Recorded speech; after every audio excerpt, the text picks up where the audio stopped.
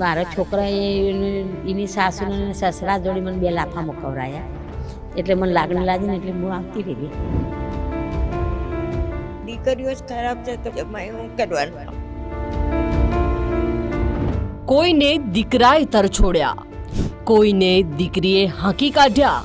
મહિપતસિંહ બાપુએ સૌને અપનાવ્યા. દીકરો આવે ને એવું કહે છે કે હું રિક્ષાવાળો છું, હું નથી એમનો, મારે એમની જોડે કોઈ લેવા દેવા નથી. પાછળથી ખબર પડે કે એમનું સંતાન જ મૂકવા આવ્યું. કદાચ મહિપતસિંહ કાલે જાહેરાત કરે કે જે બી વડીલ મહિપતસિંહના વૃદ્ધાશ્રમમાં આવશે એનો વિડીયો બનાવવામાં નહીં આવે તો 20 થી 25 હજાર સંખ્યા કદાચ 1 મહિનાની અંદર આવી જશે બેન. આ આખું ફાઉન્ડેશન કેવી રીતે ચાલે છે? લાઈવ કેમેરામાં કહી શકો કે કદાચ દર મહિને મારો 1 કરોડનો ખર્ચો છે. 1 કરોડ 10 લાખ રૂપિયા આપવાવાળા લોકો, સામેથી આપવાવાળા લોકો આજ સુધી ક્યારે અમારી સંસ્થા કે અમારો સંસ્થાનો કોઈ વ્યક્તિ આ સંસ્થા છોડીને બહાર માગવા નથી ગયા. કોઈક વડીલ વૃદ્ધાશ્રમ સુધી પહોંચતું અટકી શકે એવો કોઈ કિસ્સો હોય તો રાત્રે ફોન કરું છું કે ભાઈ હવે અંતિમ પડો છે તો કે છે હું રાત્રે આવવાનો ટ્રાય કરું છું, રાત્રે નથી આવતો. સવારે લગભગ લાસ્ટ મોમેન્ટ હોય છે એને ફોન કરું છું કે હું આવું છું નથી આવતો. આખરે લગભગ સવારે 9:30 વાગે દાદા ઓફ થઈ જાય છે, દીકરો 11:30 વાગે આવે છે અને જ્યારે અમે અંતિમ સંસ્કાર કરીને જ્યારે પાછા આવતા ત્યારે દીકરો આવે છે. સો રાહ જોવાની જે અંતિમ પળ કહેવાય એ કદાચ એ વખતે મને ખ્યાલ આવ્યો કે આ દીકરો કેટલો અભાગ્યો છે. એ છેલ્લા 1.5 મહિનાથી અમે પ્રયત્ન કરી રહ્યા છીએ અને આવ્યો તો 2 કલાક મોડો આવ્યો.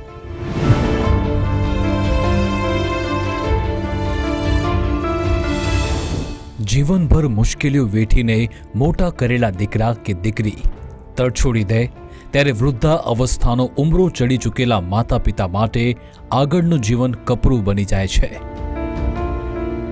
3-4 સંતાનોને એકલા હાથે ઉછેરનારા માતા પિતાને સાચવવા એક પણ દીકરો કે તેની વહુ તૈયાર થતી નથી. કેટલાક કિસ્સામાં તો વાલસોઈ દીકરી અને જમાઈ પણ સંપત્તિ પચાવી પાડ્યા બાદ ધક્કો મારીને ઘરમાંથી કાઢી મૂકે છે. કહેવાતા આધુનિક સમાજની આ વરવી વાસ્તવિકતા છે. આર્ટિફિશિયલ ઇન્ટેલિજન્સના યુગમાં જાણે કે માનવી સંવેદના વિહીન બની ચૂક્યો છે. પરંતુ કહેવાય છે ને કે કુદરત તમામ દરવાજા ક્યારેય બંધ ન કરે. નોંધારા બાળકો અને વૃદ્ધો માટે ખેડા જિલ્લાના વસો તાલુકાના લવાલ ગામે આવેલો મહિપતસિંહ બાપુનો આશ્રમ નિરાધારનો વિસામો બની ચૂક્યો છે. ગાંધીનગર જિલ્લાના કલોલથી લવાલ આવેલા ચેના બહેનની દર્દભરી દાસ્તાન સાંભળીને તમારું હૃદય દ્રવી ઉઠશે. મહિને 1.5 લાખ કમાતો દીકરો વહુના કહેવાથી માતાને સાચવવા તૈયાર નથી. આટલું જ નહીં, સાસુ સસરાએ જ્યારે માતાને લાફા માર્યા ત્યારે પણ મૌન રહ્યો. મારા છોકરાએ એની સાસુને અને સસરા જોડે મને 2 લાફા મુકવરાયા, એટલે મને લાગણી લાગી ને એટલે હું આવતી રહી ગઈ. હવે મળવા આવે એવું કંઈ કોઈ નહીં. નાનો હતો તાન તો સારો લાગતો હતો, પછી લગ્ન કર્યા છે પછી માનો તાર છોડી દીધી. એની સાસુને સસરાનો થઈ ગયો. મહિને 1.5 લાખ રૂપિયા ઉતારાવો, લાઇટ ફિટિંગનું ધંધો કરે છે, પોતાનું બી શીખવાડી દીધું એટલે એવો ધંધો કરે છે. પહેણો એટલે એની વહુએ એની હાહુએ થઈને મને વૈજુગ પડાવી દીધા છોકરાને મારાને. 3 વર્ષનો લઈને હું કલોલની અંદરમાં આવી હતી. અમદાવાદના ચાંદલોડિયામાં રહેતા કોકિલાબહેન સોનીની કહાની સહેજ જુદી છે. મોટાભાગના કિસ્સામાં દીકરા અને વહુનો ત્રાસ છે, પરંતુ કોકિલાબહેન સોનીને 2 સગી દીકરીઓ હોવા છતાં વૃદ્ધા અવસ્થામાં કોઈ સાથે રાખવા તૈયાર નથી. મજૂરી કરીને કમાયેલા પૈસા દીકરી અને જમાઈની સારવાર પાછળ ખર્ચ્યા. તે પૈસા પરત માંગતા જ બંને દીકરીઓએ એક સમ થઈ માતાને કહ્યું કે હવે તારી અને મારી વચ્ચે કોઈ સંબંધ નથી. આ સાંભળીને હતાશ થઈ ગયેલા કોકિલાબહેન ઓળખીતાઓની મદદથી લવાલ પહોંચ્યા. હું દવાખાને લાયન્સ કરનાવતીમાં આંખો બતાવવા ગઈ હતી. ત્યાંના સ્ટાફે મને કીધું કે અહીંયા એક સંસ્થા ચાલે છે, ત્યાં તમે જાઓ તો તમને સપોર્ટ મળશે. મારી 2 બેબીઓ હતી, બીજું કોઈ નથી. ના, બેબીઓ નહીં બોલાવતી. પૈસાના લીધે પૈસા આલ્યા હતા કોરોનામાં માંગ્યા, એટલા માટે કે તમારું પૈસોય ના મળે ને તારે મારે ઘેર આવવાનું નહીં. હું નોકરી કરું છું અને મારું ગુજરાન ખુદ ચલાવું છું. કે દીકરીઓ સારી હોય છે પણ દીકરીઓ જ ખરાબ છે તો દીકરો તો જમાઈ હું કરવાનું. ઘરડા ઘડપણમાં લક્ષ્મીબહેનની લાઠી સમાન 2 દીકરા વારાફરતી મૃત્યુ પામ્યા. સંઘર્ષો બાદ જીવનની ગાડી માંડ પાટે ચડી હતી ત્યાં બંને વહુઓએ બીજે લગ્ન કર્યા. દીકરા હયાત ન હોય એટલે વહુઓ પાસેથી આશા રાખવી પણ યોગ્ય નથી. એટલે જ લક્ષ્મીબેન સ્વેચ્છાએ લવાલ સ્થિત મહિપતસિંહ બાપુના વૃદ્ધાશ્રમમાં આવી ગયા. અહીંયા ભોજન, આરામની મળતી સુવિધાઓથી ખુશખુશાલ છે અને પોતાની સમાન અન્ય વૃદ્ધોનો સથિયારો અને વાતચીતથી આશા ગુમાવી ચૂકેલા જીવનમાં જાણે નવા પ્રાણ ફૂંકાયા છે. હવે બાકી બચેલું જીવન હવે અહીંયા જ વિતાવવાનો લક્ષ્મીબહેને મક્કમ નિર્ધાર કર્યો છે. મારા છોકરા 2 વપ થઈ ગયા, બાયડે બીજા જઈ, મોટાને 2 બાબલા હતા એ બધા બાપથી વપ થઈ ગયા. પણ નાના એક છોડી 4 મહિને નથી, બાબલો 1 વર્ષનો હતો. નાના મોટા કર્યા, ભાઈ એમને ભણાયા, એમના પાસે સારી રીતે લગ્ન કર્યા. પછી હોઠાર એમ તૂટી ગયું, એ તૂટી ગયું ફરીનું કર્યું. તે ભાઈ રાશિ નવી બહુ રાશિ એ કોને રાશિ નહીં, છોકરો તો ગમર ચક્રમ કરી નાખ્યો. તેની વાંચે જ પાડો, એની વાંચે એટલે હતો મને ધીરજ નહીં, જે મામી બોલી કાઢો. છોકરો એનું વાપરીને મને 2-3 લાફા મારે ને એટલે હું અહીં આવતી રહી. છોકરાનો છોકરો ન્યાને મોટો કર્યા, મને જો નહીં આવ્યો દખ બેઠે એમને ન્યાને મોટા કર્યા, પણ આવ્યા પણ થયા બધી સારી રીતે આખા ગામના સોન વાસણ કરી પછી બારોટની 10 વર્ષ બારોટની નોકરી કરી. 2-3 વાર એમના અવસર કાઢ્યા મેં છોકરાના ના ભાઈ નહીં રાખતી. છોકરો મારું ઘુમાઈ નાખ્યો, છોકરાનો છોકરો ભાઈ બહુ રાશિ છે. ભાઈ કોઈને ગણતી જ નહીં. એમ તમારે જે પૂછવા જાય તમારે ઘરની પંચાયત કરો એવું જ કહે. દુકાને એકલી રહું આ કોઈ દર ફોન જ નહીં કર્યો. લેવાય મારા છોકરાનો છોકરો લેવાય તો 2 ભણવાની પણ હું નહીં જઈ. મારા આબુ ને તારે ચાણે આવતા ને હું આને શું કરું. દીકરો અને દીકરી તેમના કારણે ઝઘડો થતો હોવાથી સુરતના કુસુમબહેન નિરાશ થઈ ગયા. કોઈના મારફતે મહિપતસિંહ બાપુના આશ્રમ અંગે સાંભળી દીકરી અને જમાઈને અહીંયા મૂકી આવવા આજીજી કરી. સુરતના કુસુમબેન હવે આશ્રમમાં એટલું ફાવી ગયું છે કે હવે દીકરો લેવા આવે પણ નહીં જાય તેવી સ્પષ્ટતા કરી. જમાઈને દીકરી સુરતથી મૂકી ગયા. હા દીકરી મળવા આવે, દીકરો નહીં આવે. એ ફોન નહીં કરતો કઈ. એ પણ એને જોતી ન હોય તો પછી એવું બાયું કરે જે કરે એ હોવું ત્યાં, બીજું કાંઈ નહીં. ત્યાં એ લોકો બહુ ઝઘડા કરતા એટલે મને નહોતું ગમતું, એટલે પછી દીકરી મૂકી ગઈ. જમાઈને દીકરી આ વિડીયો જોયો ને બાપુનો, પછી અહીંયા મૂકી ગયા. 2 વર્ષ સિવિલમાં હતા, પાવના સળિયા નાખ્યા, ઓપરેશન 4-5 ઓપરેશન કર્યા, પણ કોઈ દવાખાનામાં આવ્યું નહીં. મેં હોટેલમાં જતી હતી કામ કરવા, બાસણ ધોવા જતી હતી તો એ કોઈ નહીં આવતું. થોડે કભી જ નહીં આવ્યો અમારી જોડે, આવે જ નહીં, ખબર કરવા નહીં આવ્યો અમારે. બોલો મેં ડૉક્ટરને કહીને જાઉં, હું ડૉક્ટરને કે ડૉક્ટર સાહેબ અમારા ઘરનું ભાડું ભરવાનું. મેં કીધું ઘેર રહો તો તેમનું ભાડું ભરો. એટલે કે ના બા તમે જાઓ કે બધા આડોશી પાડોશી દવાખાનામાં ધ્યાન રાખશે, ખાટલાવાળા જોડે હોય ને કે બધા ધ્યાન રાખશે. મોટા ડૉક્ટર એમ કે તમે કામ કરો કે કાકાને ધ્યાન નહીં દેતા કે. એટલે હું રાતે 12 વાગે આવું, 1 વાગે આવું હોટેલમાં. મને બધા મૂકવા આવતા હતા, નોકર આવો કાંઈ સેટ આવો મૂકવા, કોઈ પણ ઘેર મૂકવા આવો. મને 12 વાગ્યા સુધી કામ કરવું. પાછી સવારે 9-10 વાગ્યા જાઉં, 2-3 વાગ્યા આવું ખાવા. પાછી 5 વાગ્યા જાઉં, રાતે 12-1 વાગ્યા ઘેર આવું ખાવા. પછી આમાં આવી પોટ દેશે ને પછી અમારી ખબર જ કાઢવા નહીં અહીંના. એ આમાં ખાટલા ઉપર હતા તોય કોઈ નહીં કરવા અમારા બધા મદદ કરતા હતા. અમારા અનાજ પાણી બધું, તેલ મીઠ મિરચું બધું. અમને હાલત જોઈને છે ને એમને ભાન નહોતું. ઓવા બિલકુલ જ પડનું કોઈ જ નહીં આવ્યું, કોઈ જ નહીં. અમારા બહુ વેટલી પછી વેડીમાં જોઈને તો અમે આવતા રહ્યા.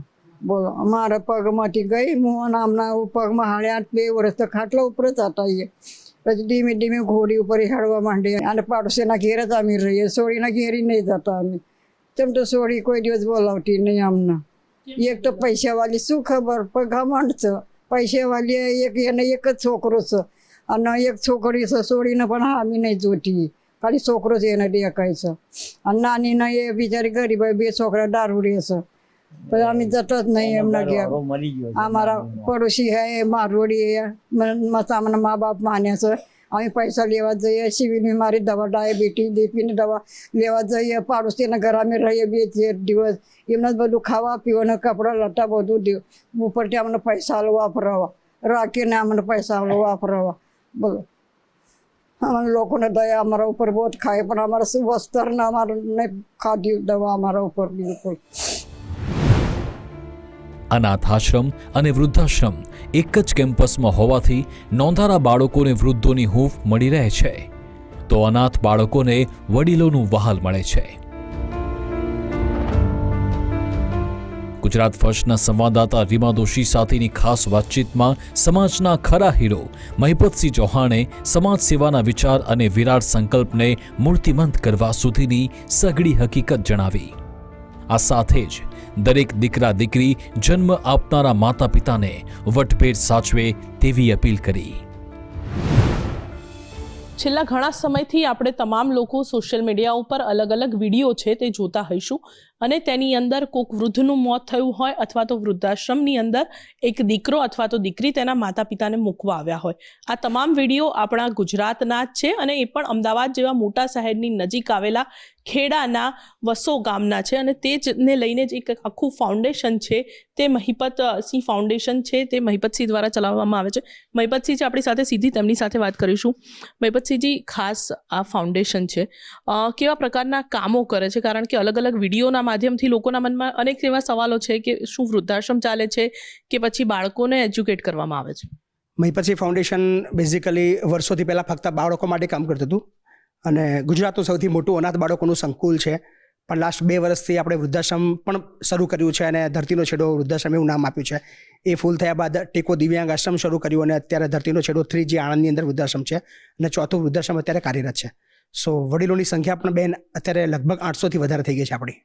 બાપુ, 800થી વધુ વડીલો, તમામ લોકો એજ્યુકેટ ઘરના દીકરા દીકરીઓ એમના મા બાપને મૂકવા આવે છે. આટલો સમયથી આપ આ વૃદ્ધાશ્રમ ચલાવો છો, કેવા કેવા કિસ્સાઓ જોયા આપે? દરરોજ 10થી વધારે એડમિશન આવતા હોય છે. એમાંથી 8 લોકોને તો અમે સમજાવવાની અંદર સફળ રહીએ છીએ કે જ્યારે પણ અમારે ત્યાં શરણે કોઈ આવે, અમે પહેલાં તો એને રાખી લઈએ છીએ, જમાડીને શાંતિથી એક રાત રોકાયા પછી બીજે દિવસ સવારે એના વાલીને કે એના દીકરાને કે એની દીકરીને ફોન કરીને બોલાવીએ છીએ. પ્રયત્ન કરીએ છીએ કે એ સમજી જાય અને એનું જે વડીલ છે એના ઘરે જતું રહે, જેની અંદર અમે મોટાભાગે સફળ પણ થઈએ છીએ. પણ 2-3 કેસ તો દિવસના રોજ એવા હોય છે જ બેન કે એના જે દીકરો છે કે એની દીકરી છે કે એના જે રિલેટિવ છે એ લેવા નથી આવતા. એવું કહી દે છે મોઢા પર કે તમે રાખેલો, અમે લેવા નહીં આવી શકીએ. બાપુ, આ તો ચલો રાખવા પૂરતી વાત હતી, પરંતુ અનેક વિડીયો એવા બી અમે જોયા કે જે મા બાપે દીકરાને ઉછેર્યો, મોટો કર્યો, એ જ મા બાપ મરણ પથારીએ છે, અને એ લોકો એમને જોવા પણ નથી આવતા, કે પછી મોત થઈ જાય તો પણ એવું કહે છે કે તમે અંતિમ સંસ્કાર કરી દો, અમારી જવાબદારી તમારા આંગણે મૂકવાની હતી, હવે અમે અમારી જવાબદારી પૂરી. આ કેટલી દુઃખદ બાબત છે. આ કિસ્સો બી બેન એટલે માટે સામે આવ્યો છે કે અત્યાર સુધી મહિપતસિંહે 56 લોકોના અંતિમ સંસ્કાર કર્યા હતા, જેનો વિડીયો નહોતો મૂક્યો. ફક્ત એટલો મૂક્યો હતો કે બે અંતિમ સંસ્કાર કર્યા. પણ આ વખતે મારી દિલથી ઈચ્છા થઈ કે યાર આટલા બધા અંતિમ સંસ્કાર, 57નું અંતિમ સંસ્કાર હતું, ત્યારે મારે નક્કી થયું કે ભાઈ આ જો કિસ્સો છે મારે દુનિયા સુધી મૂકવો છે, કે ભાઈ આવી પણ દુનિયા છે. આપણે સંસ્કૃતિના બણગા ફૂંકીએ છીએ, મોટી મોટી ધર્મની વાતો કરીએ છીએ, આપણા સમાજની વાતો કરીએ છીએ, ગુજરાતના ગૌરવની વાત કરીએ છીએ, ભારતીય સંસ્કૃતિની વાત કરીએ છીએ, પણ આ પણ એક ભારતીય સંસ્કૃતિ છે, એ આપણે જૂટલાવી ના શકીએ. અને આ કદાચ કિસ્સાથી કદાચ કોઈનું હૃદય પરિવર્તન થાય. યાર જેટલા પણ વડીલો મારા વૃદ્ધાશ્રમની અંદર છે, એમના દીકરાઓને એમના રિલેટિવને એક મેસેજ આપું છું કે ભલે તમે લેવાના આવશો, ભલે તમે મળવાના આવો, પણ યાર તમારું જે વડીલ છે એ તમને યાદ કરે છે. અને એની કોઈ પણ વ્યક્તિની યાર હું ગમે તેવો મહાન થઈ જાઉં, મોટો થઈ જાઉં, ગમે ત્યાં રહેતો હોઉં, મને કદાચ વિદેશની અંદર બી હું રહેતો, પણ મારી અંતિમ ઈચ્છા એટલી હોય કે મારું જે મૃત્યુ છે મારા ઘરમાં કે મારા વડીલની સામે થાય, એ દરેકની ઈચ્છા હોય છે.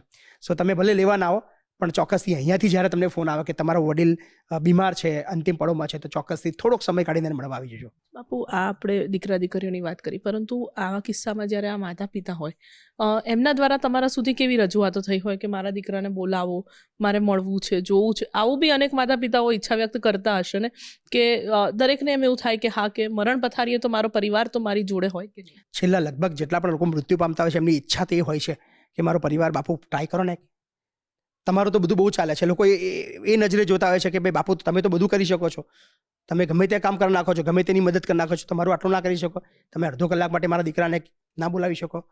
પણ કદાચ અમે એની અંદર ફેલ છીએ, અને એની અંદર અમારો પણ નથી ચાલતો પ્રયત્ન. અમે ફક્ત પ્રયત્ન કરી શકીએ.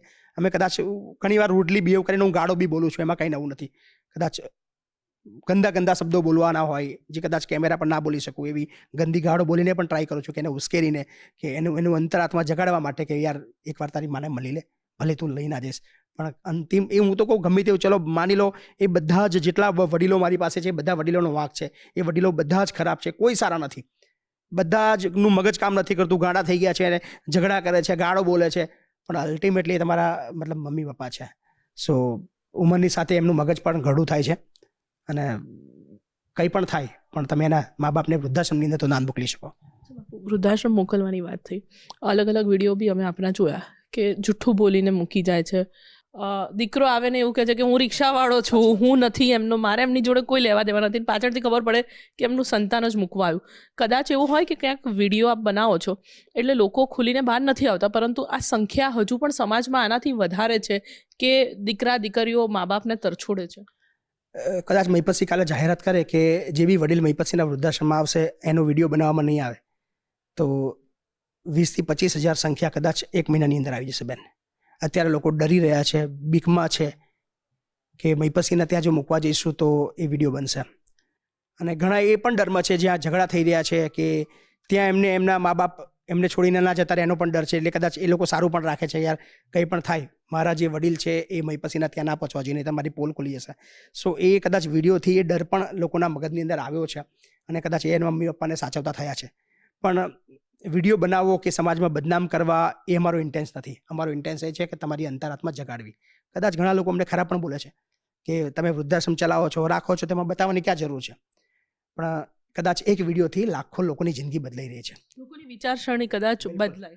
બિલકુલ. અને અમારો એક વિડીયોથી કદાચ એક દીકરાનું પણ જો હૃદય પરિવર્તન થઈ જાય ને તો એ માતા પિતાના આશીર્વાદ અમને સીધા મળવાના છે. એટલે કોણ શું બોલે એમાં નથી પડતા, પણ અમારો ચોક્કસથી એક પ્રયત્ન છે કે અમારું કામ વૃદ્ધાશ્રમ ફક્ત ચલાવવાનું નથી, લોકોના મગજના વિચારો બદલવાના, ભારતીય જે સંસ્કૃતિ છે એ જાળવવા માટેનું કામ છે. એટલે કદાચ એની અંદર અમે રૂડલી બિહેવ કરીએ, ગંદી ગાળો પણ બોલીએ, ખખડાવીએ, ધમકાવીએ, ડરાવીએ, એ કરીશું. ક્યાંય આની અંદર પાછી પાણી નથી કરવાના, પણ પ્રયત્ન એ છે કે જેટલા પણ મા બાપ છે એમના દીકરા એમના પરિવાર સાથે રહે. મહીપતસિંહજી, આપ આટલી મોટી સંસ્થા ચલાવો છો, 800થી કદાચ વધારે સંખ્યામાં વૃદ્ધો છે, બાળકો છે, વિદ્યાર્થીઓ અલગ અલગ જગ્યાએ ભણે છે, પરંતુ સૌથી મોટો સવાલ છે કે આખું ફાઉન્ડેશન કેવી રીતે ચાલે છે? કારણ કે મેઇન વસ્તુ પૈસા. આપણે વડીલો જોડે બી વાત કરીએ તો બી એમને ઘરમાં પૈસાના ઝઘડા હોય ને છોડીને આવી ગયા, તો આ આખું ફાઉન્ડેશન કેવી રીતે ચાલે છે? મહીપતસિંહના જે સપોર્ટર મિત્રો છે, જે બી મહીપતસિંહના વિડીયોઝ જુએ છે, જેમ કે મારું ફેસબુક ફેમિલી 20 લાખથી પણ વધારે છે, 22 લાખની આસપાસ છે. મારું ઇન્સ્ટા ફેમિલી 12 લાખ છે, યુટ્યુબ ફેમિલી પણ 3.5 લાખ છે. અને જ્યારે પણ ફંડની જરૂર પડે છે ત્યારે હું બેઝિઝક ઓન કેમેરા કહું છું કે ભાઈ મારે 100 રૂપિયા જોઈએ છે, અને હજારોની સંખ્યાની અંદર વિધિન સેકન્ડોની અંદર એ ફંડ આવી જાય છે. સો હું લાઈવ કેમેરામાં કહી શકું કે કદાચ દર મહિને મારો 1 કરોડનો ખર્ચો છે. સો 1 કરોડ 10 લાખ રૂપિયા આપવાવાળા લોકો, સામેથી આપવાવાળા લોકો, આજ સુધી ક્યારે અમારી સંસ્થા કે અમારો સંસ્થાનો કોઈ વ્યક્તિ આ સંસ્થા છોડીને બહાર માગવા નથી ગયા. લોકો સામેથી આવે છે અને પૈસા માટે તો લગભગ ક્યારે કશું અટકવાનું નથી એવો અમને વિશ્વાસ છે. કારણ કે અમે ખુદ કહીએ છીએ કે યાર તમે આવો, જુઓ, અને પછી તમને જો ઈચ્છા થાય તો અહીંયા ફંડ આપો. અને ફંડ એ બહુ ગૌણ વસ્તુ છે. જ્યારે અમે શરૂઆત કરી ત્યારે ફંડ ઉપર ડિપેન્ડ નહોતા.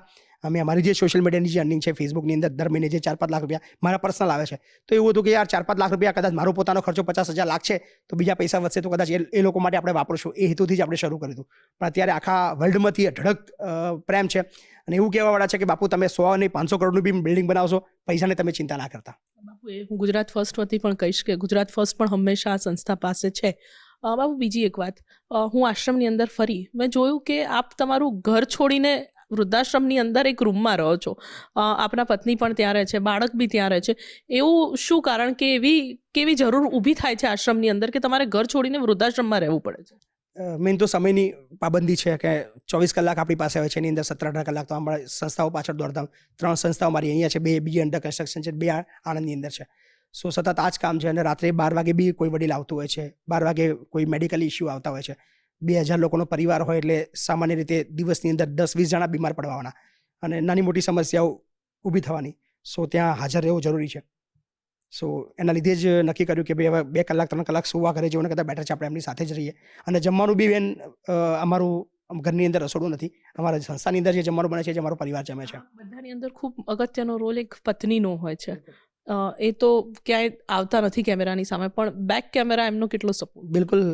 કોઈ બી વ્યક્તિ જેટલું પણ કમાતો હોય અને બહાર વાપરતો હોય એ સૌથી પરિવાર માટે સૌથી અઘરી વસ્તુ હોય છે. પણ એ બાબતની અંદર કોઈ રોકટોક છે નહીં, એટલે બિંદાસલી આપણે જે કરવું હોય જે રીતે ફરવું હોય તે ફરી શકીએ છીએ. બાપુ આખી આશ્રમ તમામ સંસ્થાઓની વાત થઈ.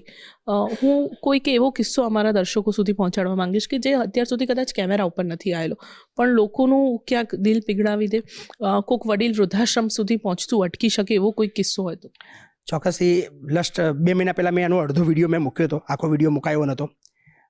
એક દાદા હતા, દાદા 1.5 મહિના દવાખાનાની અંદર રહ્યા. અમે નડિયાદની અંદર દાખલ કર્યા હતા. પછી અમારું એક માણસ મોકલીને અમે અમદાવાદ દાખલ કર્યા. થોડું સારું થયા પછી મતલબ લાસ્ટ મોમેન્ટ હતો કે કશું સારું થવાની શક્યતા છે ને, તો અમે અહીંયા લઈ આવ્યા.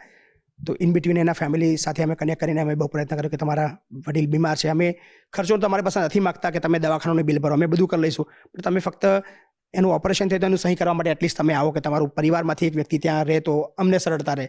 પણ એ ના આવ્યો. પણ અમે અમારી જે ફરજ છે એ નિભાવી. ધેન એ વારંવાર બોલતો હતો કે ભાઈ મારા છોકરાને બોલાવો, મારા છોકરાને બોલાવો, મારા છોકરાને બોલાવો. એને વિડીયો કોલની અંદર મેં વાત કરાવી, પણ એ તો બોલે એ તો સારું થઈ જશે. વિડીયો કોલમાં બી વાત ન કરી. એ જોયો છે કે ભાઈ મારો પપ્પા બોલી રહ્યો છે કે બેટા આવી જા, બેટા આવી જા, પણ સામે દીકરો જવાબ નથી આપતો. અને રાત્રે ફોન કરું છું કે ભાઈ હવે અંતિમ પડો છે, તો કે છે હું રાત્રે આવવાનું ટ્રાય કરું છું, રાત્રે નથી આવતો. સવારે લગભગ લાસ્ટ મોમેન્ટ હોય છે, એને ફોન કરું છું કે હું આવું છું, નથી આવતો. આખરે લગભગ સવારે 9:30 વાગે દાદા ઓફ થઈ જાય છે, દીકરો 11:30 વાગે આવે છે. અને જ્યારે અમે અંતિમ સંસ્કાર કરીને જ્યારે પાછા આવતા ત્યારે દીકરો આવે છે. સો રાહ જોવાની જે અંતિમ પળ કહેવાય એ કદાચ એ વખતે મને ખ્યાલ આવ્યો કે આ દીકરો કેટલો અભાગ્યો છે કે છેલ્લા 1.5 મહિનાથી અમે પ્રયત્ન કરી રહ્યા છીએ અને આવ્યો તો 2 કલાક મોડો આવ્યો. સો હૃદય કંપાવે એવી ઘટનાઓ અઢળક છે જે અમે કદાચ અમુક વસ્તુ અમે નથી બતાવી શકતા મર્યાદાને લીધે. બાપુ, એક અંતિમ સવાલ. આજની યુવા પેઢી અનેક લોકો આશ્રમમાં પણ મુલાકાતે આવે છે, આપ તમામની વચ્ચે રહો છો, જે પેઢી છે, આ જે યુવા પેઢી છે એને તમારે શું કહેવું છે? કારણ કે એ ખૂબ જરૂરી છે આ પરિસ્થિતિઓ તેમને વાકેફ કરે. બંને વચ્ચે ઇસ્યુ આવવાના મેં જે મારું પોતાનું જે એક અંતિમ કહેવાય, જે સર્વે કહેવાય કે ભાઈ ઇસ્યુ છે ક્યાં એવું ઘટી રહ્યું છે જેના લીધે આ સમસ્યા બની છે. Generation gap. અત્યારની આપણી જે યુવા જનરેશન છે એમને એવું લાગે છે કે આપણા જે મમ્મી પપ્પા છે એમને ખબર નથી પડતી અને આપણે જે કરી રહ્યા છીએ એ એમના વિષય બહારનું છે. આપણે એમને કોઈને કહેવાની જરૂર નથી, આપણે એમને સમજાવવાની જરૂર નથી, અને આપણે જે કહીએ એ સમજી જવા જોઈએ, આ માનસિકતા આપણી છે. અને મારી પર્સનલ લાઈફની અંદર એમની દખલગીરી ના હોવી જોઈએ. હું જેવી રીતે જિંદગી જીવવા માગું છું એ જી લઉં. હું જો કોઈની પત્ની છું તો મારા સાસુ સસરા મને ક્યાંય રોકવા ના જોઈએ, કોઈ ટોકવા ના જોઈએ. સો આ બધી માનસિકતાથી એ લોકો જીવે છે. અને કદાચ એ પણ છે કે ઉંમરની સાથે એમનું મગજ ગડું થાય છે તો કદાચ એમનો વ્યવહાર પણ થોડો ઘણો બદલાતો હોય છે કે રૂઢી થાય છે કે આ ના કરશો, દરેક વસ્તુની અંદર ટોકવા, તને બેટા આની અંદર ધ્યાન રાખજે. એટલે આપણું જે મગજ છે ચીડિયાપણું થઈ જાય છે. સો એ આપણે સ્વીકાર લઈએ કે આપણા મમ્મી પપ્પા ઘરડા થઈ ગયા છે. આપણે જ્યારે નાના હતા ત્યારે આપણને ખબર નથી પડતી. એ જ પરિસ્થિતિ ત્યારે મમ્મી પપ્પાની છે. સો જેવા પણ છે મમ્મી પપ્પા છે એને સાચવો. અને યાર તમે એમના ગયા પછી મને ખબર છે કે તમે સમાજને દેખાડા માટે તમે લાખો રૂપિયા વાપરવાના છો, એમાંથી 10% ભાગ તમારા જીવતા જીવ મા બાપ માટે વાપરો. તમારે ક્યાંય કશું ખર્ચો કરવાની જરૂર નહીં પડે. એના મોક્ષ માટે ગામની અંદર ગેટ બનાવવા, ડોનેશન આપવા, અમારી જેવી સંસ્થાઓમાં પણ કે ભાઈ મારા મમ્મી પપ્પા નિમિત્તે કરવું છે, પણ ભાઈ અમને બી ના આપીશ. તારે મમ્મી પપ્પા જો હયાત છે એની પાછળ પૈસા વાપર. એનો સૌથી પહેલો અધિકાર એ છે. મહિપતસિંહ ચૌહાણ ફાઉન્ડેશન દ્વારા સંચાલિત 3 અલગ અલગ વૃદ્ધાશ્રમમાં 800થી વધારે વૃદ્ધો અને તેટલી જ સંખ્યામાં અનાથ બાળકો એકબીજાનો સહારો બની વસવાટ કરી રહ્યા છે. ગુજરાતના અન્ય વૃદ્ધાશ્રમમાંથી અલગ અહીંયા વડીલો માટે કોઈ જ નિયમ નથી. એટલે કે વડીલો સવારે મોડે સુધી સૂઈ શકે છે અને ઈચ્છે ત્યારે તેમને ચા પાણી, નાસ્તો અને ભોજન મળી રહે છે. વળી પ્રાથમિક સારવારની સુવિધા અને અન્ય વડીલોની હૂંફ સૌના માટે સૌથી મોટું જમા પાસું બની રહે છે. કદાચ એટલે જ વડીલોને તેમના સંતાનો ભલે યાદ આવે, પરંતુ કોઈ વડીલ મહિપતસિંહ બાપુનો આશ્રમ છોડી હવે તેમના ઘરે પરત ફરવા તૈયાર નથી. મારા દીકરા દીકરીને બેને અહીંયા હું મૂકવા આવ્યો હતો 4 વર્ષ પહેલાં. જ્યારે ઘરે લોક મારીને ઘરે જતો ને ત્યારે રાતના લોક મારીને ઘરેથી કામ પર જતો હતો. પછી મેં બાપુનો વિડીયો જોયો તો બાપુ કંઈ કશું આપણે અહીંયા ટ્રાય મારીએ જ, કદાચ છોકરાને ફાવી જાય તો રાખશું. તો બાપુએ એટલો પ્રેમ આપ્યો ને છોકરાને ઘરે આવવાની ઈચ્છા ન થતી. પછી ત્યારથી જોડેલો છું. પછી બાપુએ મને એમ કીધું કે તમે પણ આવતા રહો. તો હું બી આવતો રહ્યો ને આશ્રમ ચાલુ છું ત્યારથી હું અહીંયા જ છું. અહીંયા વડીલો એવા આવે છે જેને છોકરાઓ તર છોડી દે છે કે કોઈના છોકરા દારૂ પીતા હોય અને મારતા હોય, એવા પણ ઘણા બા દાદાઓ એવા આવે છે કે જેને દીકરીઓ હોતને મૂકવા આવે. એવું નહીં દીકરા જ મૂકવા, દીકરીઓ પણ એ મૂકવા આવે છે. અમે તો દીકરીઓને બહુ દીકરીઓ મૂકવા આવે છે. તો બધી દીકરીઓને નહીં બાપુ વિડીયો કશું મૂકતા. ને અમુક છોકરાઓ પણ એવા આવે છે કે અમારા બા દાદાને સાચવો, પણ અમે અમુકને નાઈ પાડીએ છીએ કે જે સક્ષમ છે એવા લોકોને અમે આશરો નથી આપતા અહીંયા, જે નિરાધાર છે એને કશું પૂછતા નથી. उसकी औरत कहती मेरे को नहीं चाहिए तेरी माँ, उसको निकाल दे तब मैं रहूँगी. वो छोकरा है ना, छोकरे का छोकरा, उसने हाथ पकड़ कर खींच के बाहर निकाल दिया. उसकी माँ वो बहुत खराब है. સંતાનો જીવતે જીવ ન સાચવે તે તો ઠીક, પરંતુ અનેક કિસ્સામાં વડીલોના મૃત્યુ બાદ અંતિમ વિધિમાં આવવાનો પણ સ્પષ્ટ નિર્ણયો ભણે છે. મહીપતસિંહ બાપુએ ગુજરાત ફર્સ્ટના કેમેરા સમક્ષ જણાવ્યું કે અભાગ્ય સંતાનો ન પહોંચી શકતા અત્યાર સુધીમાં 57 વડીલોની અંતિમ વિધિ તેમણે પૂર્ણ કરી છે. મહીપતસિંહ બાપુએ 3 સમૂહ લગ્નનું આયોજન કરી કોઈ પણ નાત જાતના ભેદભાવ વગર 100 દીકરીઓના કન્યાદાન કર્યા છે, જ્યારે કે આણંદમાં કેટલીક છોકરીઓના પીટીસીના અભ્યાસનો ખર્ચ પણ ઉઠાવે છે. દુખિયાઓના આંસુ લૂછવાની અનેકવિધ સેવા પ્રવૃત્તિ કરનાર મહીપતસિંહ બાપુને ઈશ્વર વધારે શક્તિ અને સામર્થ્ય આપે. આ સેવાનો રથ હજુ વધારે આગળ વધે અને બાપુ પુણ્યનું ભાથું રડે તેવી ગુજરાત ફર્સ્ટ પરિવાર વતી પ્રાર્થના. કેમેરામેન અંકિત દવે સાથે રીમા દોશી, ગુજરાત ફર્સ્ટ, લવાલ, ખેડા.